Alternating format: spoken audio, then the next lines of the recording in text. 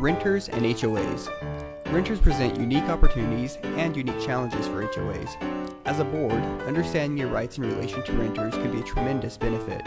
Likewise, knowing your limitations is critical to protecting the HOA from liability. First, let's take a look at some of the rights the law grants HOAs. Keep in mind that the nuances of individual situations can affect the HOA's rights, so none of the actions discussed here should be undertaken without consulting an attorney. That being said, HOAs are allowed to 1. Require a tenant to pay its rent to the HOA instead of the landlord-homeowner if the landlord-homeowner has failed to pay its assessments for more than 60 days.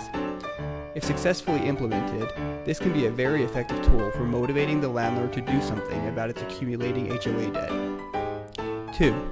The HOA can require anyone renting out their property to include language in their lease that says that the tenant agrees to be subject to the community's rules and regulations. This is not only allowed, but strongly recommended. It helps ensure that the tenants in the community are held to the same standard as everyone else. 3. If all the right language is in the tenant's lease and in the HOA's governing documents, the HOA can take matters into its own hands and evict a tenant in the community. Usually it's going to make more sense to work through the landlord-homeowner when an eviction seems necessary, but this can be an important tool that might be desirable in extreme situations. Now to some of the limitations the law places on HOAs. Recently, the Utah State Legislature passed legislation that placed some new restrictions on HOAs. First, a board cannot require a homeowner to obtain the board's approval of its renters. General restrictions covering how many units can be rented out at one time and the length of rental terms are allowed. A blanket restriction saying that no one is allowed to rent their unit is also allowed. But case-by-case approval by the board of each renter is prohibited.